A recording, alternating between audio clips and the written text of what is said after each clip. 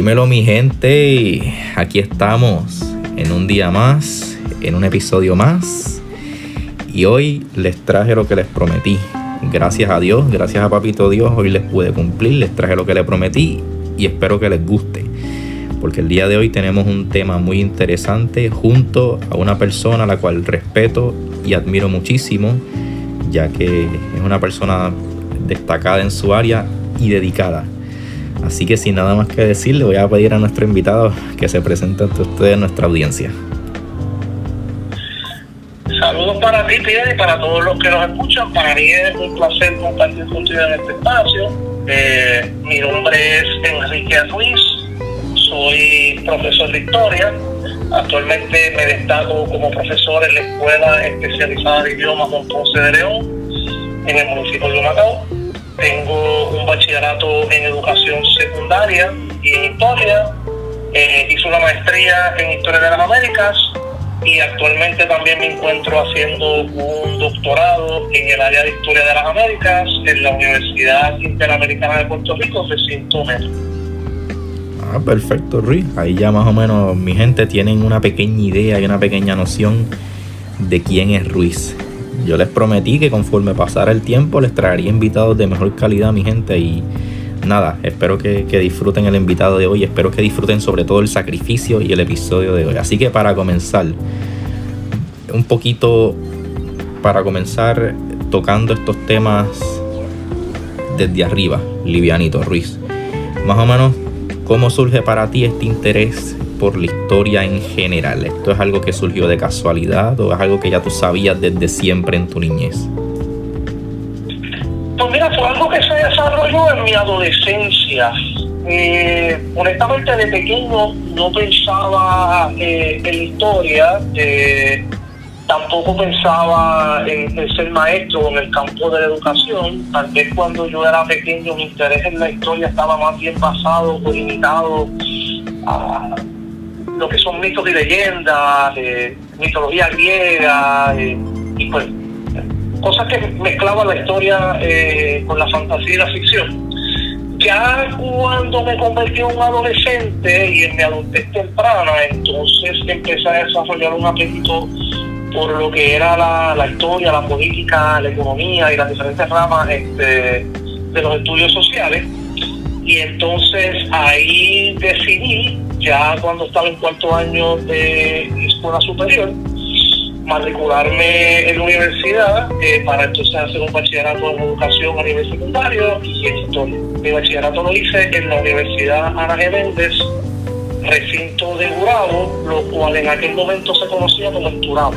Ok. Sí que fue algo que más o menos te surgió de momento, pero también digamos que te interesó desde siempre, ya que desde siempre pues te interesaron un poquito este tipo de dinámicas enfocadas más hacia la historia. Efectivo. Ok. Entonces, tú antes de comenzar el episodio me habías mencionado algo que me interesó muchísimo y de hecho es el tema de hoy. Pues mi gente, el tema de hoy que le traemos para nuestro invitado es las relaciones internacionales entre países, pero sobre todo la percepción que estos países tienen sobre la cultura estadounidense. ¿Y por qué traigo este tema? Pues como bien Ruiz sabrá, la cultura estadounidense ha tenido mucha influencia sobre la mayoría de los países del mundo.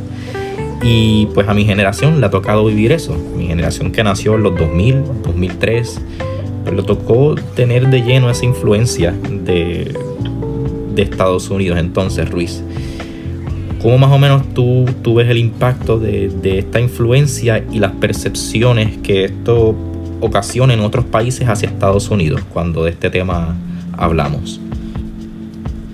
Pues mira, Estados Unidos es un país bien particular, es un país sumamente interesante porque es el país más poderoso en la historia de la humanidad. Es uno de los 3 países actualmente en el siglo XXI que tienen la capacidad de desplazarse como imperio, los otros 2 siendo Rusia y China. Hay que ver cómo queda Rusia luego del conflicto con Ucrania, que no se está viendo muy bien para ese país, pero actualmente esos sí son los 3 países que tienen capacidad de desplazarse de manera imperial. Estados Unidos es un gigante. Es un gigante político, es un gigante económico, es un gigante militar, es un gigante social. Estamos hablando de un país que actualmente tiene un producto bruto interno de 25, ahora mismo debe estar en 25 trillones de dólares. Así que es el país más rico del mundo, invierte alrededor de 800 billones a 1 trillón de ese producto bruto de sus Fuerzas Armadas, así que por consecuencia también tiene las Fuerzas Armadas más poderosas y desarrolladas del mundo. Sin duda, eso lo va a convertir en un lugar sumamente influyente en términos internacionales. Y pues va a tener aliados, así como va a tener detractores y enemigos, correcto. Estados Unidos, en gran medida, en el siglo pasado, forjó la civilización occidental como nosotros la conocemos hoy día, específicamente después de la Segunda Guerra Mundial, cuando entonces Estados Unidos se presenta ante el escenario mundial como una verdadera potencia.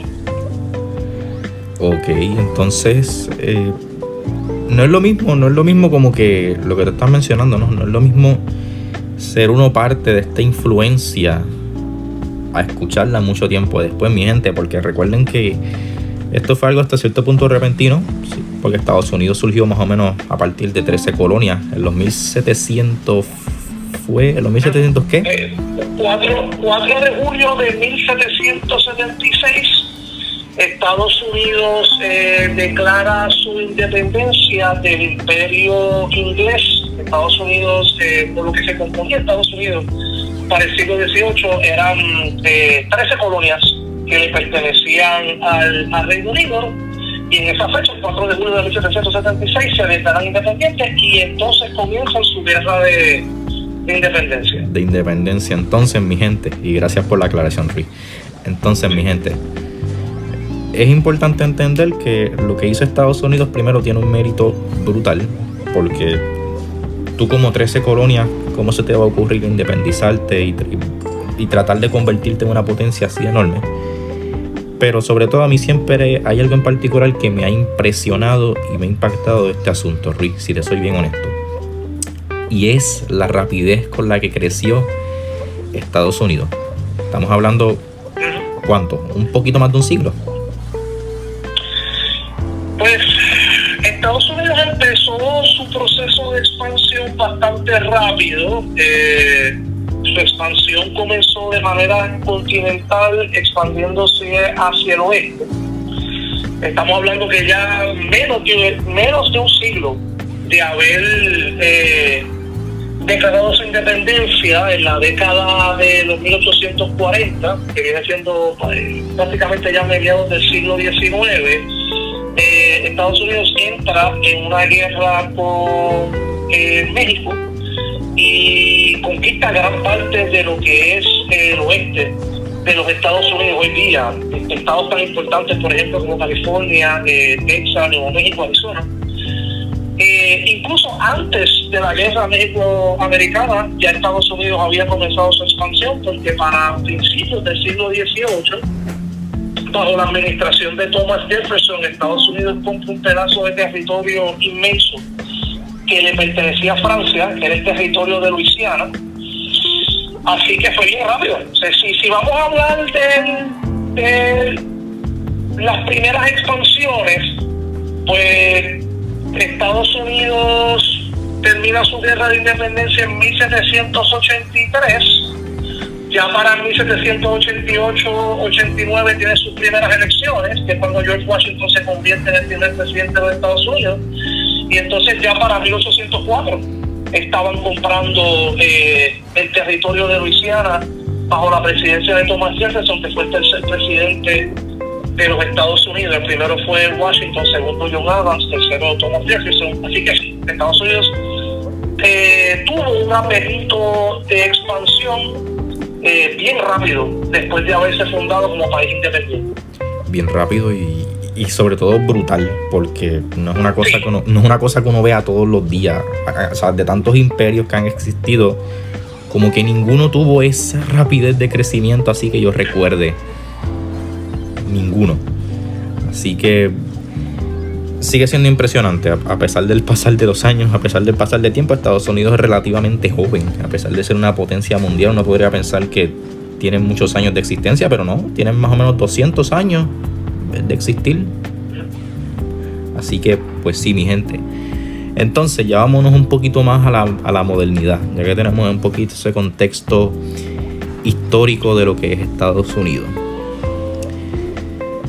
Y aquí yo te pregunto, como una persona que ha crecido en medio de toda esta situación, cuando hablamos entonces de la influencia que tiene Estados Unidos a nivel mundial respecto a otros países, es bien interesante cómo las culturas, sobre todo gracias a la globalización, intercambian un poquito de todo. ¿Por qué? Gracias a las redes sociales. Pues si yo quiero ver, por ejemplo, un coreano, pues puedo ver una foto de un coreano y lo puedo buscar en las redes sociales. Y si quiero hablar con un coreano, pues me meto en una red social y hasta cierto punto puedo hablar con un coreano. No tengo que pagar, no tengo que hacer nada, simplemente buscar. Está en la palma de mi mano. Pero entonces yo te pregunto, ya que estamos en una era en la cual las guerras siguen siendo guerras, pero no se definen ya de la misma manera, ¿tú crees que esta influencia entre países e intercambios que contribuyen a las relaciones internacionales a futuro esté terminando en una guerra que no necesariamente se esté empleando armas, sino más que nada la información como método principal de ataque, contraataque, etcétera? Sí, definitivamente el concepto de guerra ha cambiado muchísimo. Las redes sociales y todo lo que tiene que ver con informática son herramientas sumamente influyentes hoy día para trabajar diferentes tipos de agendas, incluso ejercer presión. Lo podemos ver hoy día, por ejemplo, con la invasión de Rusia a Ucrania, que prácticamente ha sido la invasión o agresión bélica más televisada en la historia de la humanidad. Y uso la palabra televisada haciendo la salvedad de que la palabra televisada viene de televisor, y la realidad es que el televisor, comparado con las redes sociales, las computadoras y los celulares inteligentes, han sido desplazados. Pero definitivamente las redes sociales, la velocidad por la que se mueve la información hoy día bajo esa globalización que tú mencionas, está cambiando rápidamente. Tiene mucho peso en cómo se trabajan los conflictos modernos. Además de las telecomunicaciones, también el concepto económico como tal, tomando también de ejemplo la guerra de Rusia con Ucrania, la invasión de Rusia a Ucrania, la reacción de gran parte de Occidente a Rusia no ha sido una reacción necesariamente bélica, o sea, necesariamente de agresión como primer mecanismo, sino económica. Cuando Rusia invadió a Ucrania en febrero del 2022, la primera reacción que tomó Estados Unidos fue imponerle sanciones económicas. O sea que ya estamos hablando de la guerra bajo una dimensión económica, en donde tú le impones sanciones a un país para asfixiarlo económicamente y entonces romperle sus rodillas, por decirlo así, y hacerle daño a ese país. Es una estrategia que se emplea hoy día y estoy definitivamente creo que tiene razón. Lo que es la globalización y lo que es el panorama económico moderno han creado un sistema de guerras híbridos, en donde no necesariamente las guerras se pelean en un campo de batalla determinado, sino que se pelean en diferentes esferas. Y podríamos decir que es hasta incluso más cruel, es más despiadado hasta cierto punto, sí, porque estamos hablando de la profundidad que hay en la psiquis humana. No estamos hablando de simples acciones, ¿no? Como ir a un campo de batalla y comenzar a tirar espadazos por doquier o a disparar, ¿no? Esto es algo, son cosas que surgen de la oscuridad de la mente humana, que tú puedes decir, caramba, pues tal vez las guerras no son tan brutales y despiadadas como antes. Pero yo te diría que si tú piensas eso, te replantearas eso, porque es muy diferente. No es lo mismo el pensamiento a la acción, mi gente. Eso quiero que lo tengan claro. El concepto de guerra pues sí ha cambiado, y con esos cambios han venido consecuencias, y hasta cierto punto podemos decir, no sé si estés de acuerdo conmigo, la guerra se ha movido ya hacia un ámbito más psicológico, desplazando un poco el ámbito bélico, que es lo que se busca. Sí, mira, Pedro, podemos ver tan reciente como esta encrucijada que ha llevado el gobierno federal de Estados Unidos contra la plataforma de redes sociales china, TikTok. Ese es un ejemplo maravilloso, exacto. Tienen mucha razón. Ahí lo podemos ver donde pues, Estados Unidos entiende, y hay evidencia para esto, que TikTok está siendo utilizada como una arma de manipulación de medios, y también una herramienta para recolectar información de estadounidenses por parte del gobierno chino. Sí, que esto es algo estratégico. Lo que pasa es que estas estrategias, como son basadas en la manipulación psicológica, están diseñadas para no ser percibidas, mi gente. Y eso es lo que quiero que tengan claro sobre el nuevo concepto de guerra. Que te apuñalan, pero a la vez que te apuñalan, te meten la anestesia para que tú no te des cuenta de tu apuñalada. Pero la apuñalada está ahí, el efecto negativo está ahí. Entonces, al final y al cabo, crea un concepto de guerra que hasta cierto punto puede ser más peligroso que lo que ya conocíamos desde toda la vida. Entonces, ya que estamos con estos temas bélicos y un poquito más psicológicos, ¿cómo tú crees que esto está afectando particularmente al crecimiento de las nuevas generaciones? Y aquí te estoy hablando a nivel global. ¿Qué cosas tú crees que van a tener que enfrentar las futuras generaciones que estén creciendo en un mundo en el cual la psicología y la información tienen mucho más peso que lo tradicional y la costumbre en general? Obviamente, los menores de edad, tú les das un teléfono celular y ellos están expuestos a todo tipo de información, a todo tipo de imágenes, a todo tipo de cosas. Si eso lamentablemente le incluimos, yo he visto, y aquí te voy a dar un pequeño testimonio, Ruiz, yo he visto menores de edad, yo he cachado menores de edad, te estoy hablando 12 años, de 12 años para abajo, con teléfonos celulares viendo pornografía, y uno se queda como que, pero ¿de dónde él sacó esto? O sea, ¿cómo él tuvo acceso a esta información? Tú le preguntas así como si nada, como si tú fueras otro más. Él te dice, pues sí, yo visité esta página, hice esto y lo otro, y pude acceder a este contenido.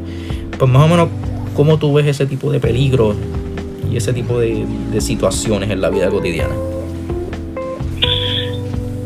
Yo veo que en gran medida ha tenido un impacto negativo, específicamente en las generaciones más jóvenes, entiéndase la generación Z, la generación Alfa, que es la que está creciendo ahora mismo. De cierta manera también tuvo un impacto en mi generación, yo soy parte de la generación Millennial, tengo 34 años. Claro, haciendo la salvedad que para mi generación, pues nosotros vinimos a obtener esos altos niveles de conectividad, específicamente lo que son celulares inteligentes, ya después de escuela superior. En las generaciones más jóvenes, los Z y la generación Alfa, pues han tenido acceso a estos dispositivos desde escuela elemental. ¿Qué pasa? Esto tiene un impacto psicológico en una mente que está en pleno desarrollo, en una mente que está abierta a nuevas ideas, pero el problema es cuáles son las ideas que están siendo insertadas en esa mente. Ahí está el problema. Ese es el problema. Ahí es donde está el problema, ahí es donde viene el aspecto psicológico. Un niño, un adolescente, no tiene la capacidad analítica que tiene un adulto. Entonces, cuando se le presenta una información nueva, tiende a absorber esa información y a darla como que es cierta, sin examinarla de manera cruzada con otro tipo de información. Así que ellos entienden que lo que se le está diciendo en ese momento determinado es la verdad. ¿Cuál es el problema sobre esto? que hoy día cualquier persona puede abrir un canal de YouTube, te puede montar un video muy bien hecho, en alta definición, en muy buena calidad visual, pero el contenido de la información que te está proveyendo es un contenido deficiente, muchas veces simple y sencillamente engañoso. Es un contenido basura. Lo que estás diciendo es mentira. Es basura. Es basura. Es un contenido basura. Estoy completamente contigo. Esa es la palabra correcta, un contenido basura. Lo que pasa es que este contenido está tan bien editado y tan bien presentado que para la mente juvenil, la mente infantil, tal vez para la mente de un adulto joven, y mira, hasta los mismos viejitos también caen en esto. A veces las personas de la tercera edad tienden a ser fácilmente engañados. Lamentablemente.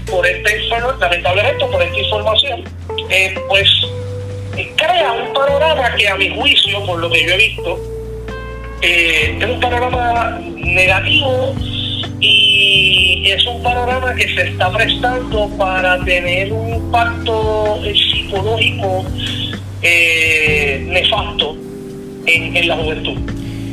Sí, y por eso yo siempre he pensado que gracias a todo esto, que también ha traído sus beneficios, pero por eso yo también he pensado que gracias a todo esto es que precisamente nos llaman la generación de cristal, ya que pues son mentes un poquito más vulnerables, porque como tú bien comentaste anteriormente, ellos no tienen la capacidad de cuestionar eso que están viendo, eso que están consumiendo. No es como un adulto que te lo va a cuestionar, que te lo va a poner en duda y va a decir, vamos a profundizar en esto, vamos a ver si esta información tiene profundidad, tiene lógica y tiene sentido, si es congruente con mis creencias, mis acciones, mis pensamientos, mi estilo de vida, etcétera. Ellos no van a tener esa capacidad. Entonces yo he visto que ellos hacen lo que ven de una manera como copy-paste, es copiar y pegar. Ellos ven y luego hacen. No sé si tú has visto jóvenes, yo lo veo a cada rato, que se ponen a grabarse bailando porque lo vieron en TikTok o en Instagram y se ponen a hacer el baile. Entonces como que ese tiempo que pueden estar usando en la lectura, en el estudio, en su automejora, en su autopreparación para su vida ética, para su vida profesional y para su estilo de vida en general, lo están perdiendo en cosas que no tienen tanto valor y que no les van a ayudar tanto en su presente ni en su futuro. Entonces tenemos una generación con una mente más vulnerable y sobre todo adultos que no están preparados para afrontar las cosas de la vida, ya que obviamente pues este contenido basura, ¿qué es lo que te va a aportar? Nada, muy poco. Es un contenido que incita a las adicciones, es un contenido que incita a los excesos en general. Entonces no creo que, como ahí estoy de acuerdo contigo, no creo que vayamos por buen camino. Entonces, ya que estamos hablando de este tipo de enfoque, cuando vemos a otros países, yo vi algo que a mí me impresionó y no sé si tú lo llegaste a ver. Hubo un momento en el cual se filtró un video de TikTok, pero el TikTok chino, y era impresionante ver cómo en ese TikTok chino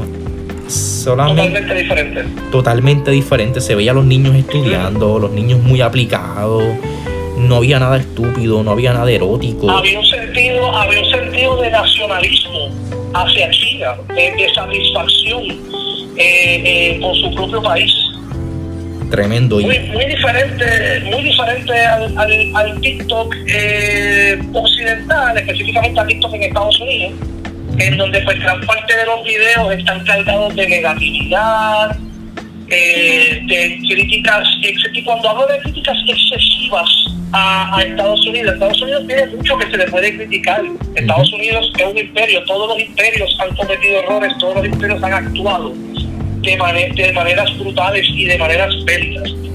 A lo que me refiero con la sobrecrítica es este sentido de pesimismo eterno, en donde hay jóvenes en Estados Unidos que están convencidos que viven en el peor país del mundo, cuando no podrían estar más lejos de la realidad. Estados Unidos, a pesar de todas las críticas que se le puede hacer, es uno de los países con mayores oportunidades en el mundo. Por eso es que Estados Unidos hoy día, comparado con cualquier otro país, es el país que recibe la mayor cantidad de inmigrantes en el mundo. porque estas personas que vienen de todos otros países se están viendo a Estados Unidos con altos niveles de esperanza. Entonces, ¿qué pasa? Que los jóvenes de Estados Unidos pierden esa capacidad de tener esas esperanzas en su propio país. ¿Cómo es que se propaga esta negatividad exagerada hacia los Estados Unidos? Y cómo es que los jóvenes tienen la capacidad de identificar cuáles son los problemas de Estados Unidos, pero no presentan soluciones reales o no se sienten debidamente motivados para solucionar esos problemas. Eso en gran parte tiene que ver con lo que estamos hablando del contenido basura, que lo que genera es pesimismo, lo que genera es negatividad, lo que genera es este sentido en donde te estás cayendo por un abismo y eres incapaz de poder salir de él. De hecho, mucho de ese contenido genera depresión, y la depresión de por sí tiende a ser un ciclo vicioso en donde la depresión se alimenta. Exacto.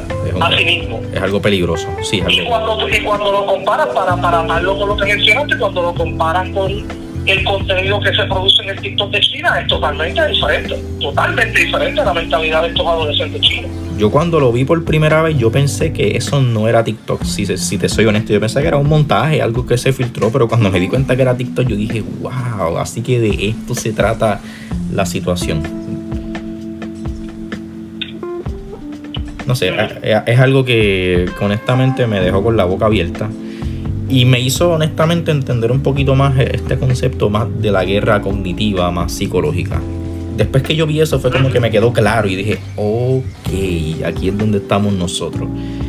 Entonces, ya que tenemos este tema de la vulnerabilidad en los jóvenes de hoy en día, el contenido basura, ya que tocamos todo eso, vamos a hablar ahora un poquito de percepciones y interacciones internacionales que tienen los países entre sí. Ya sabemos que Estados Unidos pues es un gigante, es uno de los países más poderosos. Pero para ti, ¿cuáles son los principales problemas que enfrenta la globalización hoy en día respecto a la comunicación entre diferentes países y la percepción y concepción que las personas alrededor del mundo tienen sobre esta? Mira, uno de los problemas más grandes que enfrenta la globalización hoy día, si lo vemos desde el punto de vista del bloque occidental, que es al que nosotros pertenecemos, el problema principal es la natalidad. Es un problema serio, no están naciendo niños, cada vez estamos teniendo poblaciones más envejecientes, y entonces el ritmo de personas que nacen versus personas que mueren, pues se ha salido de proporción. Y menciono esto porque el curso natural de las especies es reproducirse. Exacto. Ahora, la razón por la cual no se están reproduciendo los jóvenes está directamente relacionado a todos los demás problemas que hemos mencionado. Problemas psicológicos, problemas emocionales, alto costo de vida, un sentido de pesimismo y falta de esperanza. Y la globalización no ha trabajado bien para atacar esos problemas. Y son unos problemas muy serios. Son puntos débiles. Son puntos débiles y mira, digo, hago la salvedad de que hablo del bloque occidental porque, por ejemplo, este problema de natalidad no lo tiene India. Para darte un ejemplo. Así que es este problema de lo que es Occidente, de lo que es Europa y lo que son las Américas como tal. Y la globalización, a pesar de que ha sido muy eficiente, específicamente desde mediados del siglo pasado, desde mediados del siglo XX, lo que es la época post-Segunda Guerra Mundial, cuando empieza a nacer la generación de boomers, que es la generación que tuvo la capacidad de crear la mayor cantidad de riqueza en el mundo, a pesar de que logró grandes avances y crecimientos económicos, desde principios del siglo XXI, la globalización ha caminado a pasos muy lentos y ha sido incapaz de solucionar esos problemas específicos que atacan a las sociedades de los países que participan en esos modelos de globalización. En el caso de nosotros, en el caso de Puerto Rico, para traerlo a algo más local, que Puerto Rico ha tenido una baja poblacional brutal. Sí, y se ha notado. Estamos hablando de que a Puerto Rico, a principios del siglo XXI, el siglo actual, Puerto Rico tuvo su pic poblacional de unos 3.8 millones de habitantes. O la isla casi llegó a 4 millones de personas. Actualmente, según el censo de los Estados Unidos para el 2020, 3.1. Wow. Estamos hablando de que perdimos 700,000 personas. La inmensa mayoría de estas personas se relocalizaron en diferentes estados de los Estados Unidos. Ahora mismo New York, Florida y Texas son los estados con la mayor cantidad de puertorriqueños, aunque haya estado por toda la nación de Estados Unidos y diferentes partes del planeta. Los puertorriqueños escogen principalmente irse a los Estados Unidos porque Puerto Rico es un territorio que le pertenece a ese país. Y los puertorriqueños, luego de 1917, cuando se implementa la ley Jones, los puertorriqueños son ciudadanos de Estados Unidos por nacimiento. Las razones por poner los puertorriqueños se van de Puerto Rico, pues simple y sencillamente las mismas razones que ya te mencioné anteriormente. Nadie se va de Puerto Rico porque le molesta el ruido del coquí o porque se cansó de las playas hermosas que tenemos. Estas razones económicas, es buscando una mejor calidad de vida. Y la globalización tiene que utilizar las herramientas tecnológicas y económicas que tiene para crear una mejor calidad de vida para las poblaciones jóvenes que están en desarrollo y en crecimiento, y son las generaciones que van a heredar ese mundo creado por los boomers, para poder desarrollarse, ¿verdad?, de manera plena y darle continuidad a la existencia humana. Fíjate, yo creo que aquí tenemos que hablar de desarrollo económico. Exacto, y fíjate, perdón que te interrumpa, Ruiz. Fíjate, no hay problema. Para mí siempre ha sido un poco chocante.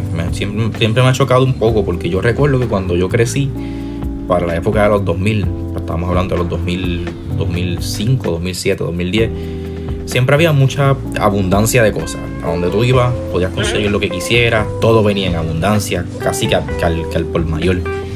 Pero fíjate, me ha sido extraño porque yo he visto que la globalización para unas cosas ha avanzado mucho, y como tú bien mencionaste, en otras cosas se ha quedado un poquito atrás.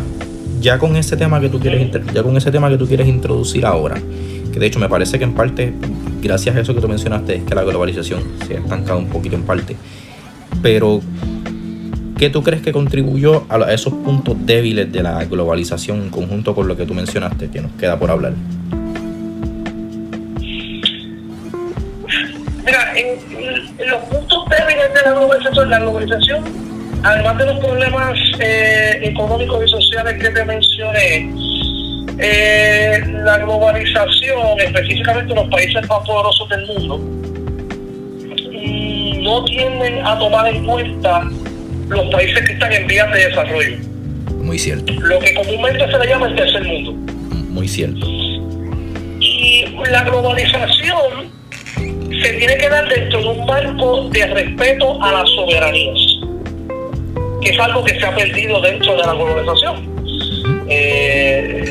Tenemos un país, por ejemplo, como Bolivia, es un país pequeño con sus particularidades, un país cerrado por tierra, no tiene acceso a la costa, pero entonces rápidamente, para darte un ejemplo, ¿verdad?, rápidamente se ha convertido en uno de los países con la mayor cantidad de reserva de litio en el mundo. El litio es esencial para la construcción de baterías y diferentes tipos de electrónicos. Sí, y ahora con los autos eléctricos, pues, más aún. Exactamente. Pues, ¿por qué no tenemos el país de Bolivia, por ejemplo? Bolivia es un país que ha tenido inestabilidad política en la última década, ha tenido varios golpes de Estado. Bolivia va a entrar a la globalización como un gigante del litio, a venderle a los demás países del mundo, específicamente los países desarrollados que tienen el poder económico para comprar esa materia prima, para comprar esos recursos naturales. Se dice entrar a la globalización como un gigante del litio a vender ese producto. Ok, Sí hay que respetar la soberanía de Bolivia, mientras se le da la bienvenida al mundo globalizado como un gigante del litio. Eso usualmente no pasa. Usualmente lo que pasa es que cuando las potencias ven que un país tiene exceso de un recurso que ellos le hacen falta, pues entonces empiezan a interferir. Exacto. Política, militar y económicamente en esos países, que es uno de los errores más grandes de la globalización. Sí, la globalización busca crear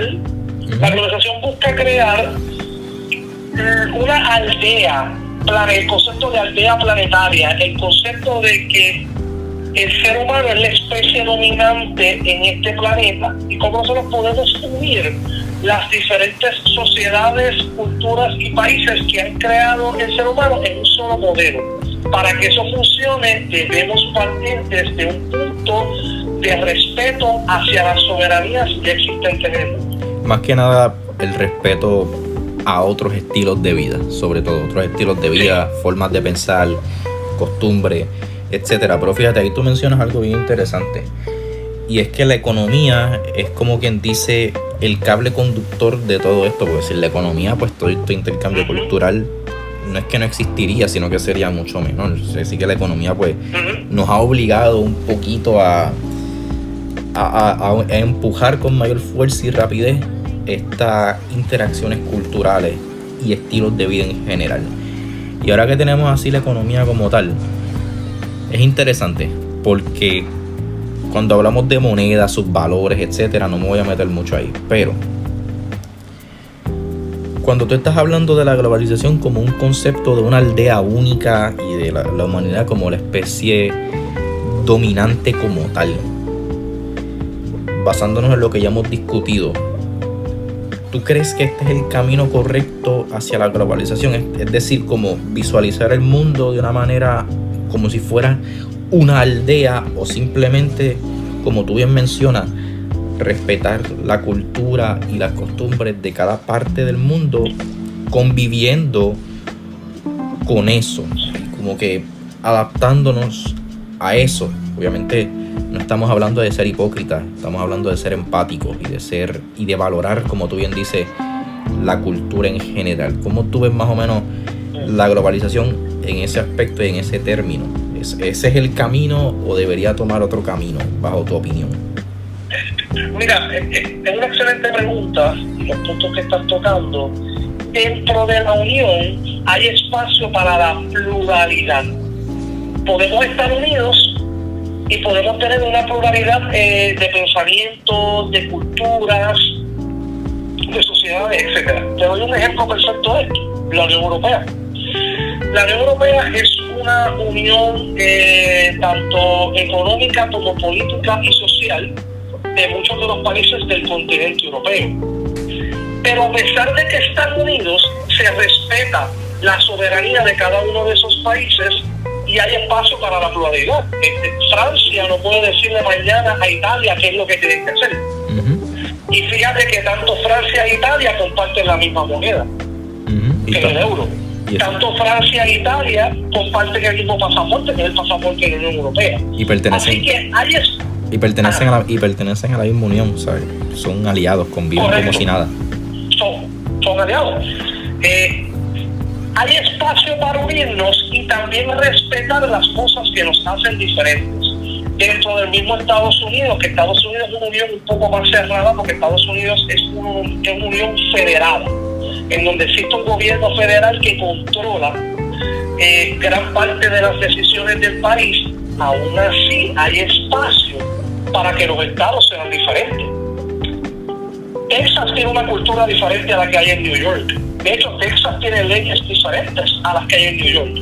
Y esas diferencias las podemos ver entre muchos otros de los estados que conforman los 50 estados y los diferentes territorios que tiene Estados Unidos como país. Así que entiendo que es bien importante hacer hincapié en que dentro de la unión hay espacio para la pluralidad, y eso es una cosa que hay que respetar para que sea o para que se pueda ejecutar una globalización de manera efectiva y en beneficio de nuestra especie. Y tampoco podemos olvidar que la globalización es algo también relativamente nuevo, porque han existido interacciones desde siempre, pero interacciones tan marcadas, tan profundas y tan como que diarias, nunca jamás en la historia.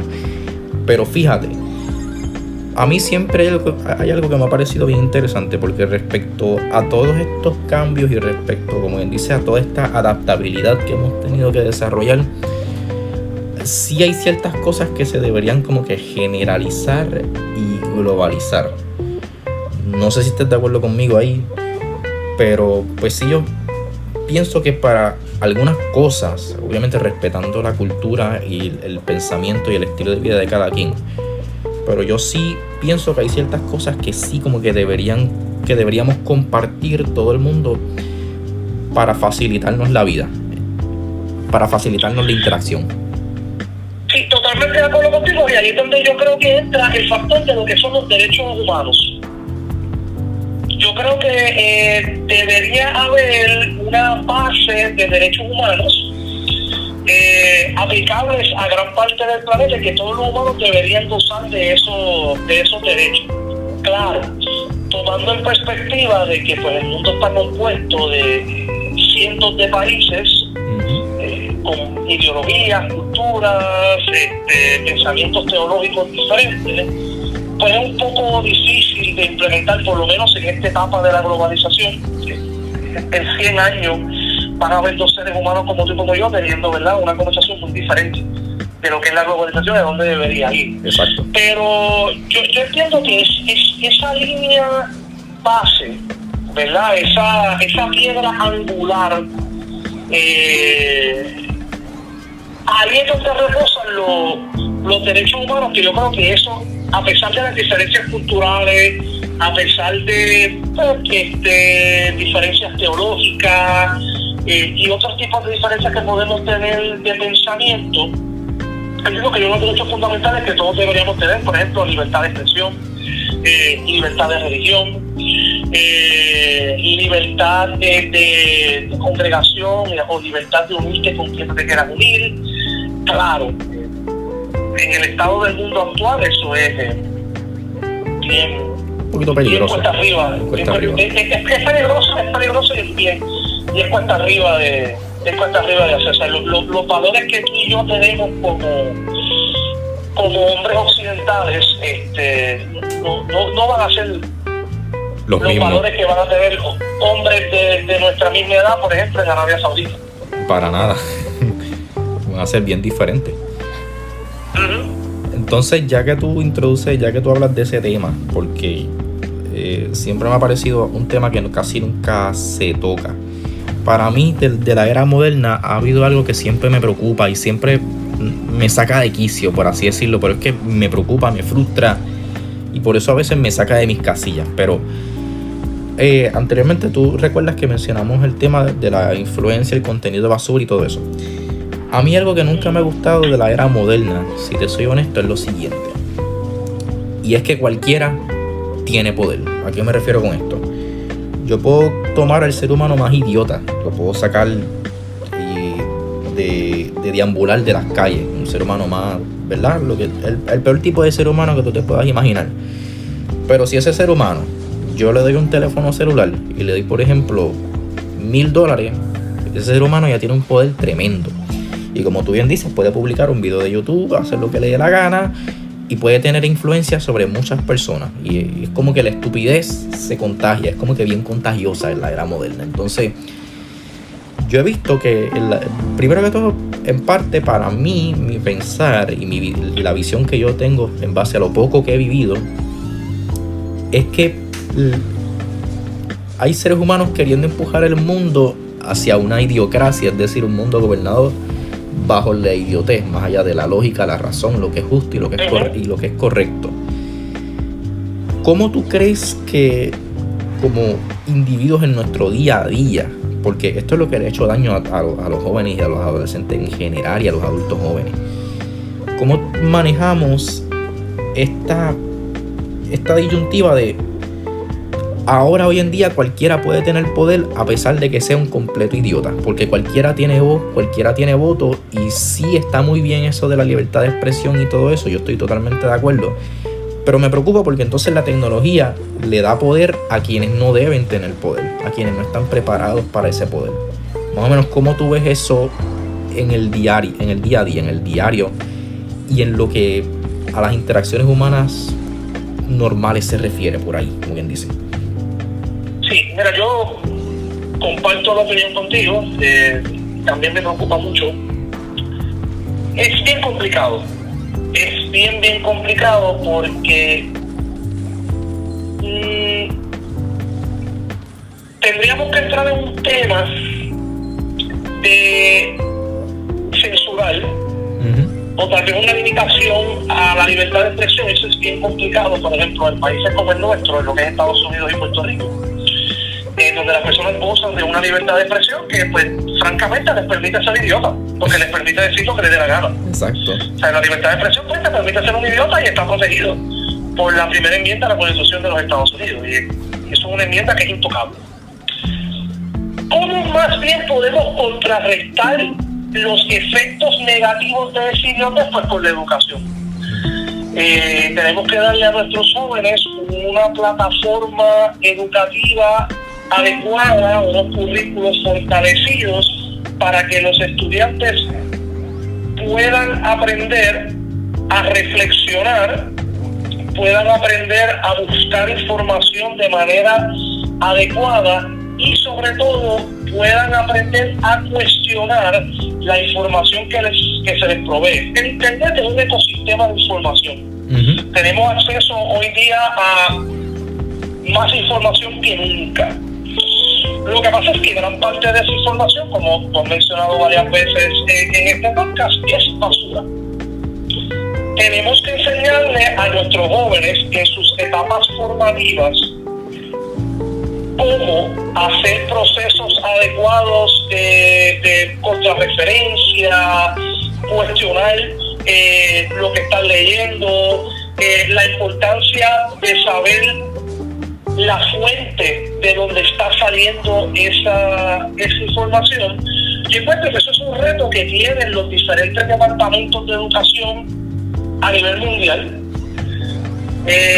para entonces poder darle esa plataforma a sus estudiantes, construirle una plataforma fortalecida en donde entonces ellos tengan una capacidad mucho más amplia de investigación y que, mira, simple y sencillamente no se crean todas las estupideces que escuchan o que ven. Precisamente, yo creo que en el siglo XXI ese es nuestro mayor reto, el manejo de la información. Pues mira, Ruiz, yo creo que con esto concluimos por el episodio de hoy. Ya llevamos 47 minutos y tampoco quiero alargarlo tanto porque sé que puede ser un poquito perjudicial para la audiencia y para ti. De todas maneras, Ruiz, sabes que estoy profundamente agradecido. No sé si hay algo que le quieras decir o comentar a la audiencia antes de concluir con el episodio de hoy. Mira, muy agradecido por la oportunidad que me has dado. Entiendo que la conversación ha sido muy buena y pues para concluir exactamente lo que estaba hablando en la última entrevista que estábamos tocando, siempre cuestiona todo lo que lees y hay dos versiones para todas las ideas. Siempre hay una perspectiva diferente a la de nosotros que vale la pena ser estudiada, vale la pena ser analizada. Y el crecimiento intelectual, el crecimiento académico, nuestro desarrollo de ideas y de pensamientos es algo que nunca debería tener una fecha de expiración, nunca debería tener un límite. Yo creo que ese crecimiento es algo que nosotros tenemos que hacer simple y sencillamente hasta el día que dejemos de existir. Exacto. Así que a seguir estudiando, a seguir aprendiendo, a seguir compartiendo ideas. Es lo más importante. En pocas palabras, eso es lo que nos hace seres humanos. Es lo único que nos distingue de los animales, nada más. Correcto. Bueno, Ruiz, ahora sí, mala mía que ya he cortado de momento así de manera tan... No hay problema. Sí, como que tan de repente. Honestamente es que me di cuenta ahora. Uno sigue fluyendo con la conversación y se lo olvida. Pero nada, de nuevo te agradezco por estar aquí, de nuevo te agradezco por contribuir a este episodio, a este podcast, y espero que lo hayas disfrutado, honestamente, con toda honestidad, espero que lo hayas disfrutado, espero que te haya gustado. Antes de irte, ¿alguna recomendación que le tengas a la audiencia y sobre todo a mí para continuar mejorando este podcast? Aunque luego yo te voy a enviar el episodio ya terminado, editado y subido y todo. Bueno, yo creo que en términos del podcast como tal, de la conversación contigo, me gustó muchísimo. Obviamente no tengo ninguna recomendación específica o alguna queja como tal de ella.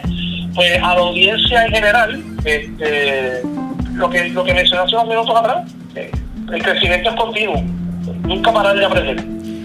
Pues perfecto, Ruiz, muchas gracias por estar aquí. Vas a tener que colgar tú porque yo no puedo colgar ahora, pero muchas gracias. Ok, seguro. Buenos días para ti, Pierre, y para todos los que nos están escuchando. Gracias igualmente, Ruiz. Adiós. Bueno, mi gente, pues ahí les traje el invitado del día de hoy. Espero que les haya gustado. Espero que el tema les haya parecido interesante. Mala mía por los inconvenientes, pero es que cuando uno está hablando por llamada, uno no puede tener la misma inmediatez y la misma precisión en la comunicación, mi gente. Así que si notaron ciertos puntos de conflictuación en cuanto al habla en el episodio, los diferentes intervalos que tuvimos al exponer los puntos de vista, pues es natural, mi gente, cuando estás en una llamada, ya que pues no es inmediato, no es tan inmediato como estar ahí en persona. Así que les pido que me disculpen esa y les pido que me entiendan esa. Por lo demás, ay caramba, eso pasa, mala mía. Anyway, por lo demás, mi gente, espero que les haya gustado el episodio, espero que lo hayan disfrutado. Por favor, comenten, déjense sentir, dejen sus reacciones, dejen sus opiniones. Y nada, me queda más que agradecerle a Ruiz. Si en algún futuro quiere volver a participar de otro episodio, pues en confianza, aquí le tenemos las puertas abiertas.